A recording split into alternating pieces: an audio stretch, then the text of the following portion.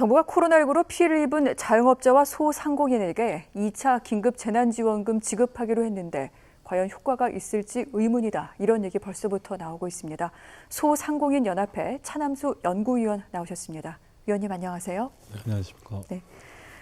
자, 다들 아시겠지만 소상공인들 굉장히 어려움을 지금 겪고 있는 상태인데 버틸 여력이 더 이상 없다. 이런 말씀들도 많이 하십니다.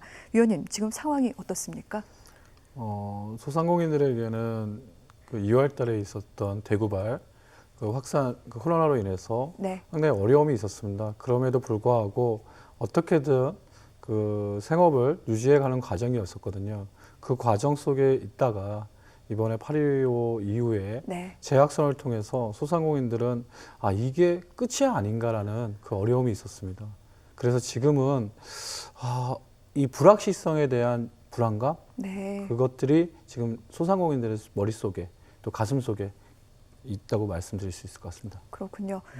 자, 이제 수도권 거리 두기 2.5단계에서 2단계로 완화가 됐는데 대통령도 그런 얘기를 했습니다. 코로나에 앞서 생활고로 쓰러진다는 절박한 호소에 응답하지 않을 수 없었다라고 얘기를 했는데 2단계로 좀 완화됐으면 숨통이 조금은 트이진 않을까요? 어떻습니까? 네, 그 앵커님 말씀처럼 당연한 말씀입니다. 네. 2.5단계 같은 경우에는 음식점도 9시 이후로는 문을 닫고 상당히 어려움이 있었습니다. 근데 지금 현재는 그 단계를 풀어주지 않았습니까?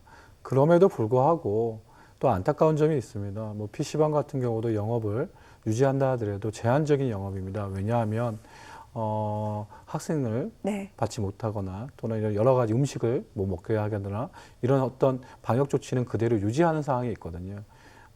그럼에도 불구하고 2단계라는 그래도 좀 소상공인들이 활동을 할 수 있는 상황을 만들어줘서 저희는 감사하다 이렇게 생각합니다. 그렇군요. 네. 빨리 좀 일상을 되찾아서 거리 두기가 완화돼야 될 텐데 걱정이 큽니다. 그럼 지원금과 관련해 하나씩 좀 여쭤보도록 할게요. 다들 아시겠지만 집합 금지가 됐던 업종의 업주는 200만 원, 그리고 집합을 제한받았던 제과점 같은 업종은 150만 원, 그리고 여기에 해당이 안 되지만 연 매출이 4억 원 이하인 소상공인은 100만 원의 지원금 받을 수 있는데 이 같은 지원금 어떨까요? 도움이 좀 되실까요? 지금 이제 고위험 시설에 대해서는 12개 업종이었죠. 그중에서 일부는 빠졌지만 그 업종에 대해서는 200만 원, 그리고 9시 이후에 영업 제한을 했던 분들은 150만 원, 그다음에 4억 미만의 분들은 100만 원씩 이렇게 지원해 주기로 했는데요. 당연히 어떻게 보면 아픈 사람이기 때문에 손을 잡아주는 그런 마음으로도 저희는 감사합니다. 하지만 여기에는 여러 가지 아직도 사각지대가 있다는 것이 안타까울 뿐입니다. 그렇군요. 네. 방금 그 사각지대 말씀을 하셨습니다. 즉 소상공인 모두가 지원금을 받을 수 있는 게 아닙니다. 일부 업종 제외되고 집합 금지됐던 업종 가운데서도 유흥주점 같은 경우엔 빠졌습니다. 택시도 개인 택시는 해당이 되는데 법인 택시는 못 받는다고 합니다. 이런 부분 어떻게 생각을 하셔야 되나요? 말씀처럼 그런 사각지대가 일어날 수밖에 없는 어떤 긴급한 상황이라고 봅니다. 이런 상황에서 저희가 준비할 부분들이 몇 가지가 있는데요.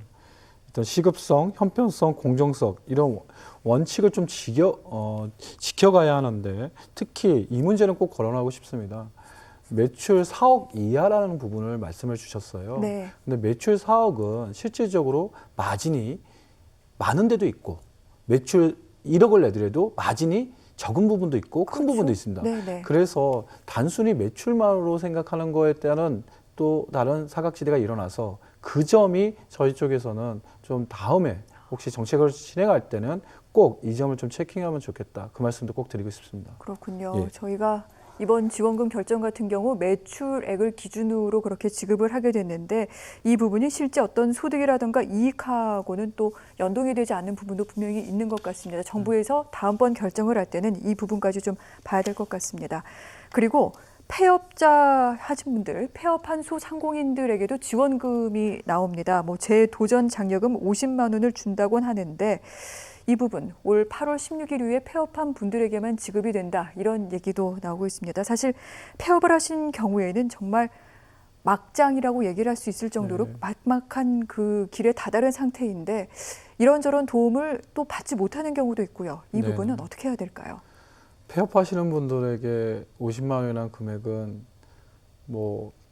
그렇게 큰 돈은 아닙니다. 네. 다만 폐업하면서 또 다른 아픔이 있는 게 아까 같이 16일 이상은 받고 15일 저는 또 못 받습니다. 8월 15일. 그런 부분들이 상당히 안타깝다는 부분이 있고요. 네. 또 소상공인 시장진흥공단에서 몇 가지 그 소상공인 관련된 희망 리턴 패키지라는 지원책이 있습니다. 이런 부분들에도 조금이라도 도움이 됐으면 하는 바람은 있습니다. 아, 그렇군요. 예. 자, 소상공인 지원과 관련된 내용, 폐업한 분들에 대한 지원 부분들도 좀 놓치고 있는 내용들이 있다. 이 부분까지 짚어드렸습니다. 그리고 소상공인들 사실은 굉장히 어려움을 겪고 있는 부분이 있죠. 바로 임대료 등등의 부분입니다.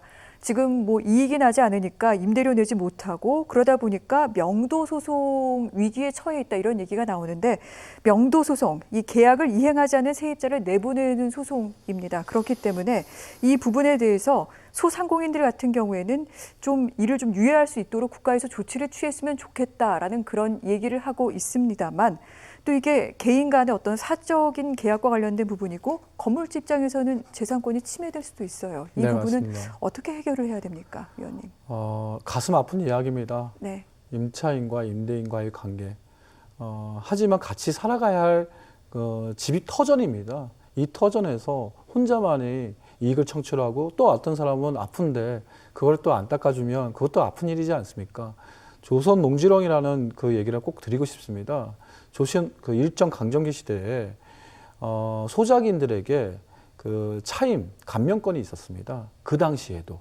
그렇다는 건 뭐냐면 네. 불가항력 사항이 됐을 때는 임대료를 감면해주는 정책이 있었다는 겁니다. 지금은 그 정책이 유명무실하다. 그러면 이건 빨리 신속하게 입법화해야 한다. 이 말씀 꼭 드리고 싶습니다. 어떤 특별법이라든가 이런 부분에 대한 요구를 말씀하시는 건가요? 네, 맞습니다. 그렇군요. 예. 알겠습니다. 그런데 아마 다들 아시겠지만 이 코로나19 위기는 사실 우리나라만 겪는 것은 아닙니다. 소상공인들의 어려움, 외국에서도 마찬가지로 굉장히 좀 힘들다 이런 얘기가 나오고 있는데 그렇다면 해외 사례는 어떤지 저희가 좀 살펴야 될 것 같습니다. 그 해외에서 지원하고 있는 정책이라던가 또한 소상공인들이 이 부분을 어떻게 극복하고 있는지 위원님 좀 사례 연구가 되어 있는 게 있나요? 네. 우리나라 가장 큰 차이는 전달 체계입니다. 네. 뭐냐 하면 우리나라 같은 경우에는 실질적으로 소상공인들이 서류 및 평가, 그다음 집행이 이루어집니다. 서류를 심사하는 과정에도 시간이 꽤 오래 걸리지 않겠습니까? 영국 같은 사례는 중앙정부에서 지자체에다 전달을 해줍니다. 그러면 지자체에서 전화를 합니다. 당신은 얼마? 당신은 얼마? 이런 식으로 전자체계가 유지되거든요. 이 점이 영국하고 우리 해외와 우리나라의 가장 큰 차이라 볼 수 있고요. 두 번째 같은 경우에는 아까 임대료 얘기하지 않았습니까? 네.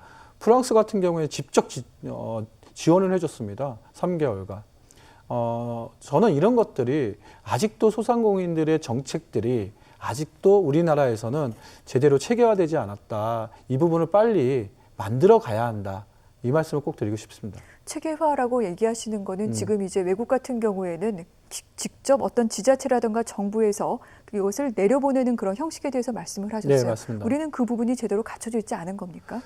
우리는 소상공인들이 직접 지자체나 네. 중앙정부에다 서류를 진출하지 않습니까? 네. 이건 왜 그러냐면 실태조사가 그동안 안 돼 있다. 그 말씀을 드릴 수 있을 것 같습니다. 이제까지 여러 번 지원이라던가 이런 부분이 이루어졌는데도 아직도 이런 시스템이 미비하다는 것은 분명히 좀 개선이 돼야 될 여지가 있는 것 같습니다. 네.